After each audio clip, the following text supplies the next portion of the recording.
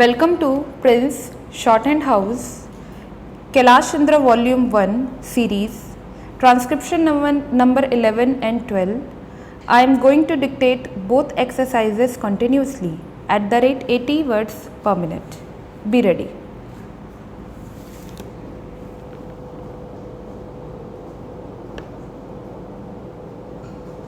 Start. Sir, several questions raised regarding the Defence Ministry and the External Affairs and Irrigation Ministries have been clarified by my colleagues from those ministries. My task therefore has been simplified to the extent. Before I go to the questions, financial and economic, raised by several honorable members, I should like to clarify one or two points which are more administrative than economic or financial. One of them was raised by my honorable friend. He raised the question about the recruitment by the assistant superintendent's departmental competitive examination and particularly about the examination held in 2012. He said that about rupees 6 crores were spent for the 2010 examination and later it was declared that no vacancies were available. He therefore suggested that a definite procedure should be there and the examination should be held according to the vacancies declared in advance and all persons who have qualified in that examination should be eligible for promotion or for appointment. Sir, I do not know whether the honorable member knows how these vacancies are filled. He probably refers to the section officers grade in the Central Secretariat Service. This is filled 50% by direct recruitment and 25% by departmental competitive examination open to the assistants, the next lower grade, and the rest 25% by promotion of the assistants on the basis of seniority subject to fitness. The examination therefore that he was referring to was a departmental competitive examination for filling 25% of the vacancies. It takes about 1 year for the Union Public Service Commission to declare the results of the examination from the time they take up the question of the examination. It is not therefore possible to declare the number of vacancies to be filled in from the very beginning. To declare them just when the results are out is more realistic, and that is what is done. Sir, if the examination is treated as qualifying examination, the number of persons who will thus become eligible for appointment will be quite unrelated to the number of vacancies to be filled in, and then the very situation which the honorable member wishes to avoid would arise. It would not then be possible to hold any of the examinations at regular intervals, and promotions against this quota would become very fitful. The honorable member also suggested that the rules for recruitment and promotion etc. should be uniform for all ministries, whether participating in the Central Secretariat Service Scheme or not. It must be, and this is so, except for the Ministry of External Affairs and the Railways. These have different rules, but these rules are very much similar and there is not much difference. But because these persons are recruited for different purposes and by different agencies, they are separate. Therefore, his purpose in saying that there should be uniformity is almost carried out. The only difference is that the Ministry of Home Affairs does not control the services in these two ministries. Then, sir, questions were raised about backward areas and the backward states and also about the city of Kolkata. If the budget is properly scrutinized, it would be found that assistance is provided for the states, particularly the backward states, and the Finance Commission, which assesses the overall requirements of the states, takes this into consideration and makes its recommendations, which are carried out every time the Finance Commission's recommendations are received, and they are received periodically according to the Constitution. Sir, I would like to give the total amount paid to the states on this account. The main objective of planning is to create conditions in which living standards are raised in a sufficiently reasonable level and all citizens are given full and equal opportunity for growth and service. The plans seek to provide a balanced emphasis on increase in production and employment.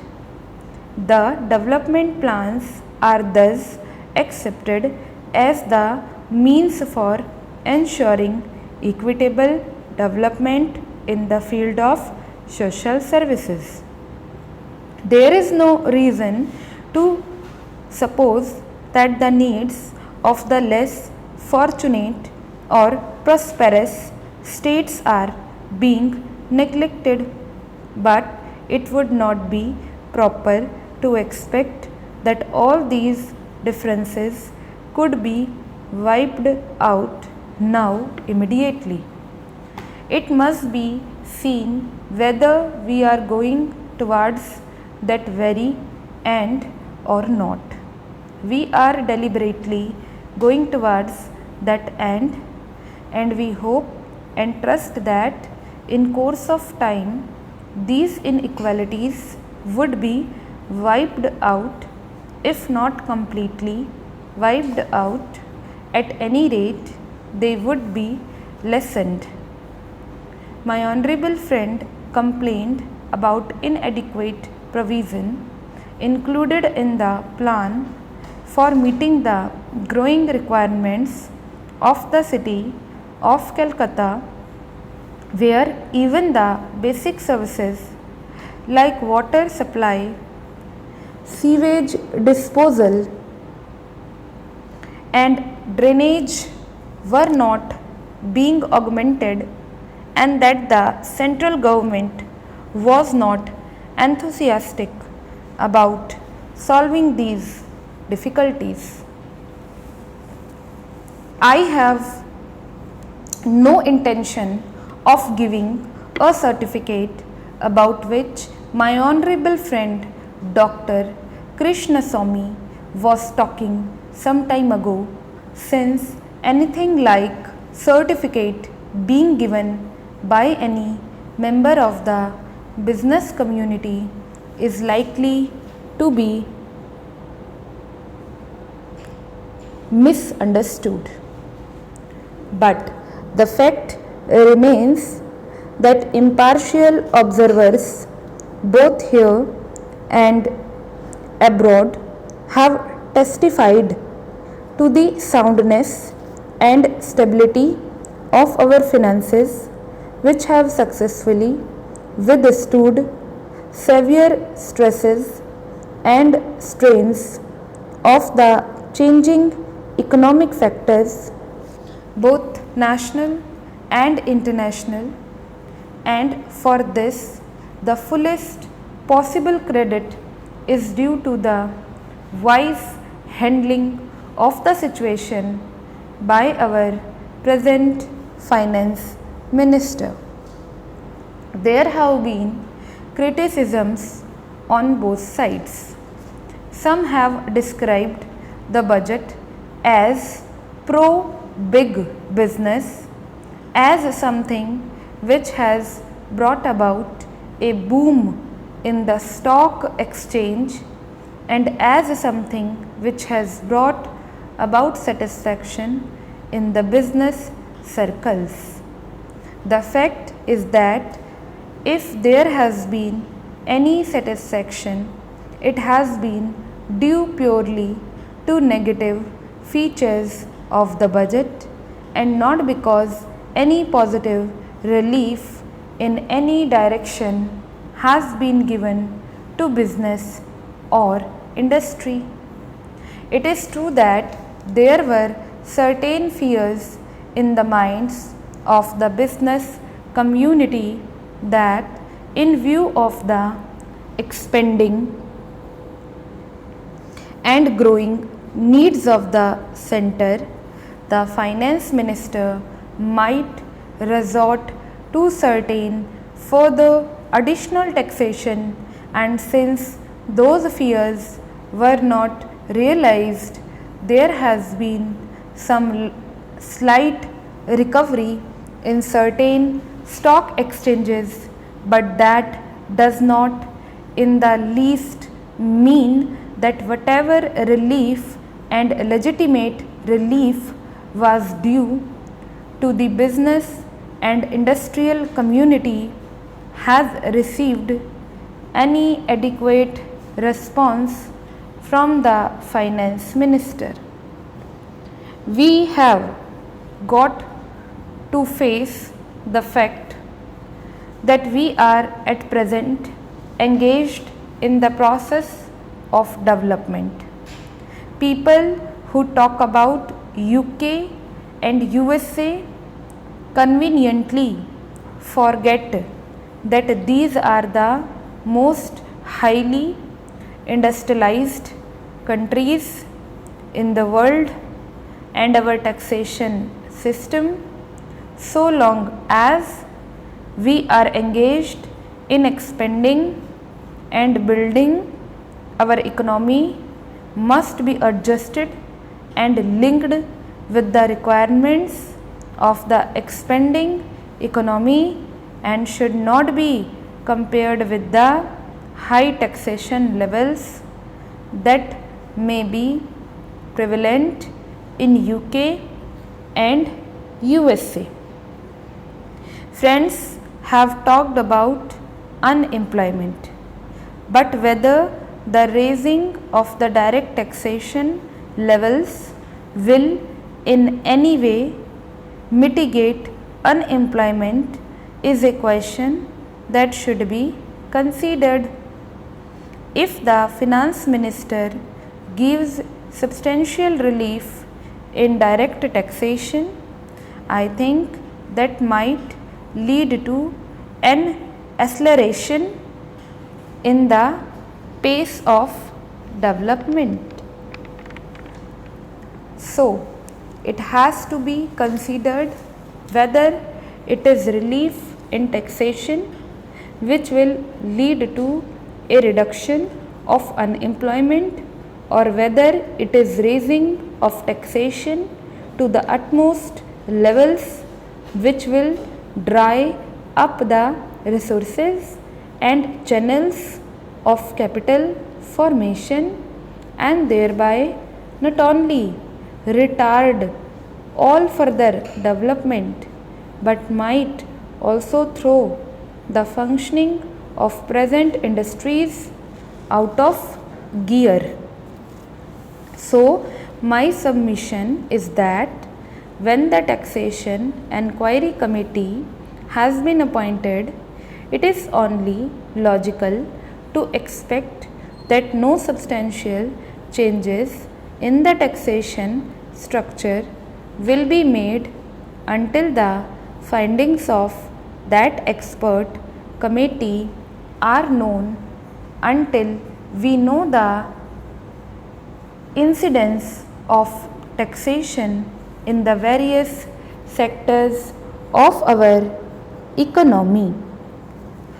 Now, coming to the question of deficit financing, I am afraid that my esteemed friend's attitude was somewhat different from the line of opinion in the business and industrial community. Not that we advocate deficit financing for bringing any artificial rise in prices, but the fact is that those who have criticized deficit financing have not suggested any other alternative or made any other constructive suggestion which will bring about necessary development plans. After all, the fact has got to be faced that whatever program we have set out in the national plan should go on unimpeded by any financial considerations. An assurance has been given by the Finance Minister that so far as financial resources are concerned, he will ensure that the 5-year plan will not in any way be retarded. In this connection, I can only say that deficit financing is one thing so far as the revenue budget is concerned, so far as normal expenses and expenditure are concerned. Certainly, nobody would advocate deficit financing which might be very undesirable. But when it is a question of doing something abnormal, of investing something in productive channels, then certainly some risk has got to be taken, and I think the Finance Minister has been fully cautious in taking whatever measures he has so far. We know the measures that the government took for contracting money supply about the end of 1950 and certain other measures adopted which brought about a slump. Also, from time to time, the Finance Minister did not hesitate to mop up the surplus, which, as the records would show, has been about rupees 300 crores during the past 4 or 5 years. Stop.